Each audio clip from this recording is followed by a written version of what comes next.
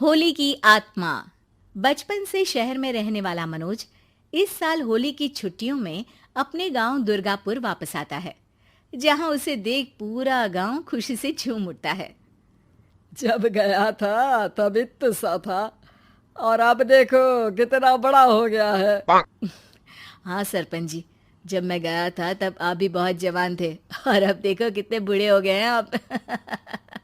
चला चलो बढ़िया है। बच्चा घर वापस आ गया। इसी खुशी में आज रात पार्टी होगी। क्या बात है, गांव में भी पार्टियां होने लगी। वैसे अगर पार्टी की बात है तो आज क्यों सीधा होली पार्टी करते हैं। होली पार्टी की बात सुन चहल पहल में अचानक सन्नाटा छा जाता है, जिसे देख मनोज को कुछ अजीब लगता है। लेकिन तभी सरपंच बात पलट देता है। अब बहुत देर हो गई, चलो सब अपने घर चलो, पार्टी के बारे में कल सोचेंगे। मनोज भी मम्मी पापा के साथ घर आ जाता है, पर होली पार्टी और उस पर पूरे गांव की खामोशी वाली बात अभी तक उसके जहन से निकलती नहीं। पापा, होली पार्टी की बात पर सब चुप क्यों हो गए थे? अरे होगी उनकी कोई अपनी बात। मुझे गांव की पंचायत ही थोड़ी पता है। थक गया हूँ, चलो सो जाते हैं, कल बात करते हैं। पापा की बात मानते हुए मनोज भी सोने चला जाता है। आज तो छुपा लिया, लेकिन हफ्ते बाद जब होली का दिन आएगा तब इसे कैसे रोकोगे? अगली सुबह सूरज के साथ ही मनोज भी गांव घूमने निकल जाता है, जिस पर रास्ते में उसे अपनी ही उम्र के कुछ लड़के भी मिलते हैं, जिनसे दोस्ती कर अब वो उनके साथ घूमने लगता है। इसी तरह कुछ दिन बीत जाते हैं और होली नजदीक आने लगती है। दोस्तों, होली में 4 दिन ही बचे हैं, पर गांव में उसकी कोई तैयारियां क्यों नहीं दिख रही? क्योंकि यहाँ होली नहीं मनाई जाती। अरे पर ऐसा क्यों? वो राजा भूषण। अरे तुम 4 दिन के लिए आए हो, क्या इतना सोच रहे हो?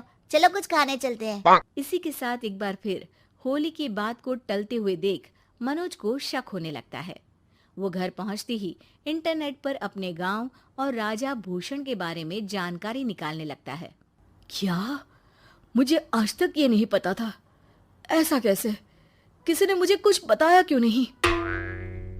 सारी जानकारी लेने के बाद मनोज गांव वालों या अपने मम्मी पापा से कुछ पूछे बिना खुद ही उसकी सच्चाई के बारे में छानबीन करने लगता है, जिसके चलते वो राजा भूषण की हवेली में पहुंचता है। वाह, क्या हवेली है यार। पर क्या यहाँ सच में कोई भूत है? हेलो भूत जी, कोई है क्या? हम इस साल गांव में होली सेलिब्रेट कर रहे हैं, क्या आप उस पर थोड़ा इंटरव्यू देंगे? मनोज के ऐसा बोलते ही गांव में तूफान उठ जाता है और हवेली में रखी सारी चीजें हिलने लगती है। एक अदृश्य शक्ति मनोज को धक्का देकर हवेली से बाहर निकाल दरवाजा बंद कर लेती है। ये सब देख मनोज हैरान रह जाता है। क्या अभी मुझे हवा ने धक्का देकर बाहर निकाल दिया?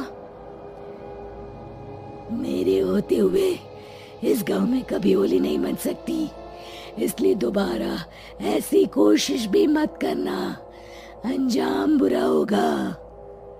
आवाज सुन मनोज हैरानी से इधर उधर देखने लगता है, पर उसे कोई दिखाई नहीं देता। वो गांव वापस आ जाता है, जहां तूफान की वजह से सब कुछ तहस महस हो चुका होता है। आखिर ये तूफान आया कैसे? ना ऐसा कोई मौसम था और ना ही हमने होली का त्योहार मनाने की बात की थी। सरपंच की बात पर कोई रिएक्शन दिए बिना मनोज चुपचाप अपने घर चला जाता है। इस तरह देखते ही देखते होली का दिन भी आ जाता है और मनोज रंग लेकर गांव में निकल जाता है, लेकिन गांव पूरी तरह खाली होता है। अरे त्योहार का दिन है, धूमधाम की जगह मातम क्यों मनाया हुआ है? मनोज की आवाज सुन सब अपने घर की खिड़कियां खोल के घर के अंदर से ही उसे वापस जाने के लिए कहने लगते हैं, पर वो किसी की नहीं सुनता।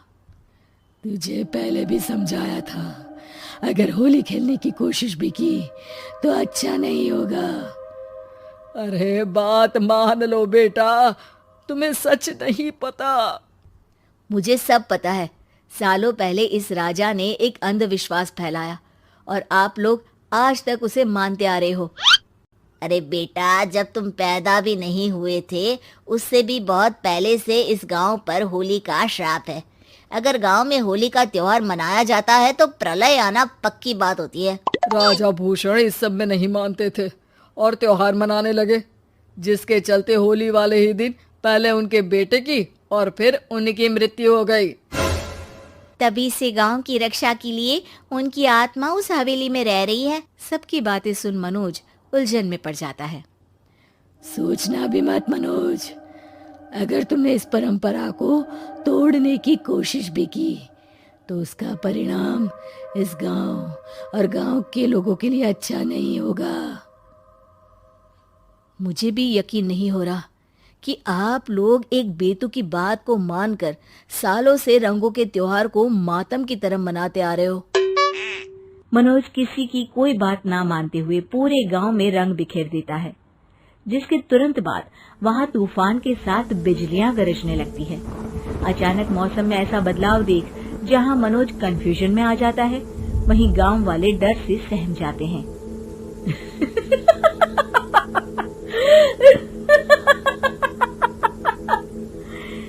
इस लड़के ने हमारे जैसे सिर्फ अपने स्वार्थ के लिए नहीं बल्कि पूरे गांव की खुशियों के लिए यहाँ होली मनाई है, जिस वजह से अब इस गांव पर होली का श्राप टूटता है।